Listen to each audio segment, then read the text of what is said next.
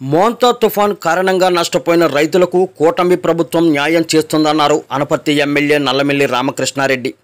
Media సమావేశంలో MLA మాట్లాడుతూ మోంతా తుఫాన్ వచ్చి రైతులకు తీవ్ర నష్టం కలిగించిందని, ఈ నేపథ్యంలో రైతులకు అన్ని విధాలుగా న్యాయం చేయాలనే ఉద్దేశంతోనే కూటమి ప్రభుత్వం ముందుకు వెళుతుందన్నారు.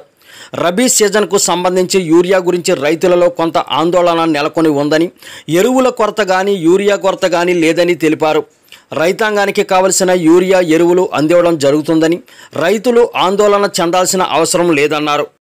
మోంతా తుఫాను వచ్చి రైతులకి తీవ్ర నష్టం కలిగించిన నేపథ్యంలో రైతులకి అన్ని విధాలుగా న్యాయం చేయాలనే ఉద్దేశంతోనే కూటమి ప్రభుత్వం ముందుకు వెళుతూ ఉంది.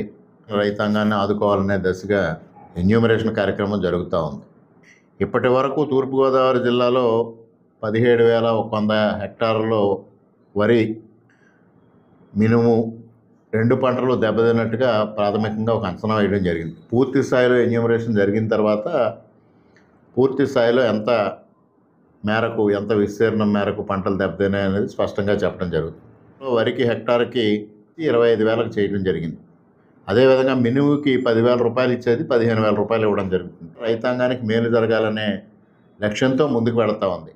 మొన్నటి పంటలో యూరియా కొరత కొంత ఏర్పడడం వల్ల రబీకి సంబంధించి కూడా యూరియా కొరత రాబోతూ ఉందేమో, అందువల్ల ముందుగానే దాన్ని జాగ్రత్త పడదామని ఇంకా కోతలు జరుగుతున్న సమయంలోనే రైతులు పిఎస్సిఎస్ దగ్గరికి కానీ వచ్చి యూరియా గురించి వారు అడగడం జరుగుతూ ఉంది. రైతాంగానికి ముఖ్యంగా తెలియజేసుకునేది ఏంటంటే, ఉన్న కొరతను అధిగమించడం కోసం ఆ రోజు ముఖ్యమంత్రి గారు ప్రధానమంత్రి గారితో మాట్లాడితే అదనంగా 50,000 టన్నులు ఇవ్వడం జరిగింది.